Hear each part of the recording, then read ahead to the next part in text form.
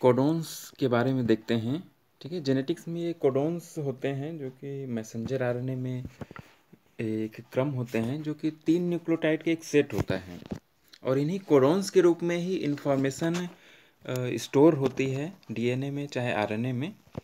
ठीक है, जनरली हम आरएनए में देखते हैं क्योंकि आरएनए के कोडोन के माध्यम से ही आगे वो उसी क्रम में प्रोटीन का सिंथेसिस करता है ना। तो हर कोडोन जो होता है एमिनो एसिड को कोड करता है क्योंकि प्रोटीन जो है एमिनो एसिड से बने होते हैं। ठीक है, तो एमिनो एसिड कौन से क्रम में जुड़ेंगे वो कोडोन के क्रम पर निर्भर करता है।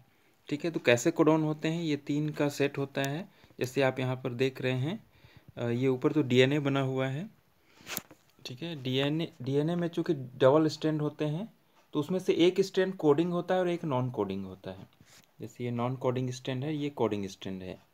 ठीक है, ये कैसे पता चलेगा, तो ये ऐसे पता चलेगा कि मैसेंजर आरएनए में जो ये न्यूक्लियोटाइड्स का क्रम है, ये क्रम इस कोडिंग स्ट्रैंड के क्रम के जैसा ही होगा। देखिए जैसे इसमें UAG है, इसमें देखिए TAG लिखा है। ठीक है, ये T है, तो चूंकि डीएनए में T होता है यानी थाइमिन होता है और आरएनए की बात की जाए तो इसमें होता है क्या, U होता है T के स्थान पे, इसलिए इसमें U है। देखिए फिर A है, G है, इसमें भी TAG है, फिर GAGG है, इसमें भी GAGG, फिर इसमें T है तो वहाँ पर U है। देखिए फिर A है, TAG है तो यहाँ पे UAG है, फिर ATG AUG है। देखिए यहाँ पे तो जो AUG होता है ये स्टार्टिंग कोडोन भी होता है। ठीक है, AUG जो होता है ये क्या होता है, स्टार्टिंग कोडोन होता है। इसके बारे में आगे हम देखेंगे। तो चूंकि मैसेंजर आरएनए जिससे मिलता जुलता है वो कोडिंग स्ट्रैंड कहलाता है, तो ये वाला कोडिंग स्ट्रैंड हो गया, इसी के जैसा सेम होता है ये, बस अंतर ये है थाइमिन की जगह में यूरेसिल होगा मैसेंजर आरएनए में। ठीक है, तो डीएनए से इंफॉर्मेशन जो होती है कोडोन के रूप में कहाँ आ जाती है, मैसेंजर आरएनए में आ जाती है। ठीक है, मैसेंजर आरएनए में ये कोडोन जो है, कोडोन के रूप में इंफॉर्मेशन जो है ये फिर एमिनो एसिड को आपस में जोड़ने का काम करता है प्रोटीन सिंथेसिस के दौरान। तो इन्फॉर्मेशन जो इसमें होती है वो कोडोन के रूप में रहती है। जैसे यहाँ पे आप देख रहे हैं 3 का सेट बनता है, तो सबसे जो स्टार्टिंग कोडोन होता है वहाँ से ये कोडोन बनना चालू होता है। ठीक है, तो स्टार्टिंग कोडोन क्या होता है, AUG। ठीक है, AUG ये जो कोडोन यहाँ पे बन रहा है 3 का एक सेट हम बना रहे हैं, तो ये होता है स्टार्टिंग कोडोन और यहीं से प्रोटीन सिंथेसिस अर्थात ट्रांसलेशन की जो प्रक्रिया राइबोसोम के माध्यम से होती है वो स्टार्ट होती है ना। तो जो पहला स्टार्टिंग कोडोन है ये मेथियोनिन को कोड करता है। फिर और अगर हम डिटेल देखें तो उसके बाद दूसरा कोडोन है, देखिए ये ACC, फिर GUC, फिर GCU, फिर AAA, फिर GUA, UUU, GAG और GGU। इसी तरीके से बहुत सारे कोडोन आगे चलते जाएंगे और ठीक है, और लास्ट में कुछ स्टॉप कोडोन आते हैं। स्टॉप कोडोन जैसे UAA, ठीक है, UAG, ये 3 स्टॉप कोडोन होते हैं, UAG, UAA और UGA। ठीक है, तो ये स्टॉप कोडोन है। ये जब आ जाते हैं तब फिर ट्रांसलेशन की प्रक्रिया जो है, प्रोटीन सिंथेसिस की प्रक्रिया वो रुक जाती है ना, क्योंकि स्टॉप कोडोन के लिए कोई भी अमीनो एसिड कोड नहीं होता है। ठीक है, ये हमने ट्रांसलेशन की प्रक्रिया में देखा भी है। तो 3 के सेट में ही क्यों होते हैं, किसी 3 न्यूक्लियोटाइड का ही क्यों सेट बनता है कोडोन के लिए, ये अगर हम इसकी बात करें तो एक और 2 का क्यों नहीं बनता है, इसको भी हम आगे डिस्कस करते हैं। तो सबसे पहले तो समझ लीजिए कि every codon code for a specific amino acid. तो सभी कोडोन जो होते हैं वो किसी स्पेसिफिक एमिनो एसिड को ही कोड करते हैं। ठीक है, तो टोटल अमीनो एसिड कितने होते हैं जो प्रोटीन में होते हैं, 20 टाइप्स के अमीनो एसिड यूनिवर्सली देखे गए हैं, क्योंकि जो कि ज़्यादातर लिविंग सेल्स में ये 20 टाइप के अमीनो एसिड ही प्रोटीन बनाते हैं। ठीक है, तो कम से कम 20 कोडोन तो होने चाहिए, तो सो मिनिमम में 20 कोडोन्स रिक्वायर्ड, कम से कम 20 कोडोन होने चाहिए, उससे ज़्यादा भी हो सकते हैं। तो यहाँ पर हम समझते हैं कि कैसे 3 न्यूक्लियोटाइड का ही कोडोन क्यों होता है। यदि मान लीजिए एक न्यूक्लियोटाइड का कोडोन होता और हमारे पास कितने टाइप के कोडोन न्यूक्लियोटाइड होते हैं? 4 टाइप के, ए यू सी जी। तो अगर एक न्यूक्लियोटाइड का एक कोडोन है तो 4 टाइप के ही कोडोन पॉसिबल हो सकते हैं, है ना। तो ये तो संभव ही नहीं है कि 4 कोडोन केवल 20 अमीनो एसिड को कोड करें, है ना। कम से कम 20 से कोडोन से ज़्यादा कोडोन होना जरूरी है। अगर 2 न्यूक्लियोटाइड को हम लेते हैं तो लगभग 16 कोडोन पॉसिबल हैं, ठीक है, जिसमें कोई भी न्यूक्लियोटाइड रिपीट भी हो सकता है और कोई भी ग्रुपिंग बन सकता है, इसका इसका चाहे इसका इसका, है ना, चाहे यही ए ही 2 बार हो जाए, है ना। तो ऐसा जब हम कोडोन बनाते हैं तो 16 कोडोन पॉसिबल हैं अगर हम 2 न्यूक्लियोटाइड का ग्रुपिंग करते हैं तो चूँकि ये भी कम है, टोटल 20 अमीनो एसिड के लिए जो 20 कम से कम चाहिए हमको कोडोन, उससे कम ही है। तो 3 न्यूक्लियोटाइड का जब हम करते हैं तो यहाँ पर पॉसिबिलिटी 64 कोडोन की बनती है और इसी के आधार पे ही 3 न्यूक्लियोटाइड्स जो है प्रपोज किया गया है ये थ्योरी। तो टोटल 64 कोडोन 3 न्यूक्लियोटाइड का अगर बनाएं तो बनते हैं, ठीक है। ये कैसे होते हैं इसके बारे में हम आगे चलते हैं। तो इसमें कुछ कैरेक्टर्स भी देख लेते हैं। जैसे सीरीन के लिए ये 6 न्यूक्लियो कोडोन होते हैं। ये कोडोन भी सीरीन को कोड करता है, ये कोडोन भी, ये कोडोन, ये कोडोन, ये जो सभी 6 कोडोन हैं ये सीरीन अमीनो एसिड को ही कोड करते हैं। जहाँ भी ये कोडोन आएंगे वहाँ पे सीरीन अमीनो एसिड जुड़ेगा, जो प्रोटीन का चेन होता है, पॉलीपेप्टाइड चेन होता है उसमें, है ना। तो स्टॉप कोडोन UGA, UAA और UAG, ये 3 स्टॉप कोडोन होते हैं। स्टार्टिंग कोडोन AUG होता है सामान्यतः, ठीक है, यूनिवर्सली, और जो कि मेथियोनिन नाम के अमीनो एसिड को कोड करता है। तो टोटल 64 कोडोन में 61 कोडोन हैं जो कि किसी न किसी अमीनो एसिड को कोड करते हैं, टोटल 20 अमीनो एसिड को कोड करते हैं, और 3 कोडोन है जो कि स्टॉप कोडोन है। ये देखिए टोटल ये लिस्ट बना हुआ है 64 कोडोन्स का, जिसमें देखिए यहाँ पर ये दोनों कोडोन जो हैं UUU और UUC, ये दोनों फेनिल एलेनिन नाम के अमीनो एसिड को कोड करते हैं। फिर ये दोनों कोडोन जो हैं ये ल्यूसीन को कोड करते हैं, और ये चारों कोडोन भी ल्यूसीन को कोड करते हैं। मतलब ल्यूसीन के लिए 6 कोडोन हैं, ठीक है।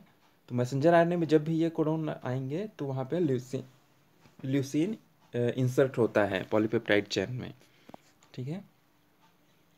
सीरीन देखिए ये चारों कोडोन सीरीन को कोड करते हैं। 2 कोडोन यहाँ पर भी हैं सीरीन के लिए, है ना। सीरीन के लिए भी 6 कोडोन होते हैं। प्रोलीन के लिए 4 कोडोन होते हैं। टायरोसिन के लिए 2 कोडोन हैं। ये दोनों कोडोन तो स्टॉप कोडोन हैं, हमने अभी देखा, UAA और UAG। UGA भी स्टॉप कोडोन होता है, ठीक है। सिस्टीन के लिए ये दोनों कोडोन हैं। ट्रिप्टोफैन के लिए 1 कोडोन होता है, UGG। आर्जिनिन के लिए ये 4 कोडोन हैं और 2 कोडोन यहाँ पर भी हैं नीचे में। टोटल 6 कोडोन होते हैं आर्जिनिन के लिए। हिस्टिडीन के लिए ये 2 कोडोन हैं। ग्लूटामीन के लिए ये 2 कोडोन हैं, ठीक है। इसी तरीके से आइसोल्यूसिन के लिए ये 3 कोडोन हैं, है ना। आइसोल्यूसिन भी, ये सब क्या है, एक अमीनो एसिड के नाम हैं, ठीक है। आइसोल्यूसिन के लिए 3 कोडोन हैं। स्टार्टिंग कोडोन AUG है जो मेथियोनिन को कोड करता है ना। थ्रियोनिन के लिए ये 4 कोडोन हैं। एस्पेराजिन, लाइसिन, सीरीन, आर्जिनिन के लिए 2 कोडोन हैं। सीरीन के लिए 6 कोडोन हम देख चुके हैं पहले ही ना, 4 ऊपर में भी हैं। वेलिन के लिए ये 4 कोडोन, एलेनिन के लिए 4 कोडोन, एस्पार्टेट एमिनो एसिड के लिए भी 2 कोडोन हैं, ग्लूटामेट के लिए 2 कोडोन हैं, और ग्लाइसिन जो कि सबसे सिंपल एमिनो एसिड भी है उसके लिए 4 कोडोन हैं। तो ये 20 टाइप के एमिनो एसिड हैं जिसके लिए एक से ज़्यादा कोडोन होते हैं। 2 ही अमीनो एसिड ऐसे हैं जिनके सिंगल कोडोन होते हैं, ये मेथियोनिन और एक है ट्रिप्टोफैन। बाकी के एक से ज़्यादा होते हैं, कुछ के 2, कुछ के 3, 4 और 6, है ना। 3 अमीनो एसिड के तो 6 भी होते हैं, सीरीन, ल्यूसीन और आर्जिनिन। तो ये कोडोन है जो कि यूनिवर्सली एक लॉ दिया गया है, थ्योरी दिया गया है उसके अनुसार, और ये ज़्यादातर लिविंग ऑर्गेनिज्म में लागू भी होते हैं। इनके हम कुछ कैरेक्टरिस्टिक्स देख लेते हैं कोडोन के। जैसे ये ट्रिपलेट होते हैं, 3 न्यूक्लियोटाइड के बने होते हैं। अनएम्बिग्यूअस कोड होता है, मतलब सभी कोड जो होते हैं किसी एक स्पेसिफिक अमीनो एसिड को ही कोड करते हैं, ठीक है। जैसे AUG जो है, AUG है, ये हमेशा आर्जिनिन को ही मेथियोनिन को ही कोड करेगा, तो वो मेथियोनिन को ही कोड करेगा, ठीक है। डिजेनरेसी ऑफ कोडोन्स, इसका अर्थ है कि एक से ज़्यादा कोडोन ऐसे होते हैं जो कि एक ही अमीनो एसिड को कोड करते हैं। यानी कोडोन एकदम स्पेसिफिक नहीं है कि इस अमीनो एसिड के लिए एक ही कोडोन होगा, ऐसा जरूरी नहीं है। एक से ज़्यादा कोडोन भी हो सकते हैं। जैसे सीरीन के लिए हमने देखा ये 6 कोडोन हैं जो कि सीरीन अमीनो एसिड को ही कोड करते हैं। तो ये डिजेनरेसी है, डिजेनरेसी कहलाएगा ये। Codon is not overlapping, codon एक दूसरे को ओवरलैप नहीं करते हैं। मतलब जैसे अगर पहला कोडोन यहाँ से यहाँ तक है तो दूसरा कोडोन उसके आगे ही होगा, A से ACC ही होगा। ऐसा नहीं होगा कि AUG पहला कोडोन है और फिर GUC दूसरा कोडोन हो जाए, G जैसे ओवरलैप हो जाए, ऐसा नहीं होगा। तो नॉन ओवरलैपिंग होते हैं, मतलब एक के बाद एक ही आते जाएंगे, ठीक है। वो कहाँ से स्टार्ट होगा ये स्टार्टिंग कोडोन पर निर्भर करता है। जैसे AUG स्टार्टिंग कोडोन है तो वहाँ से वो जब तक स्टॉप कोडोन ना मिल जाए तब तक जितने भी कोडोन बनेंगे वो सब एमिनो एसिड को, एक एक एमिनो एसिड को प्रोटीन में जोड़ते जाएंगे, है ना।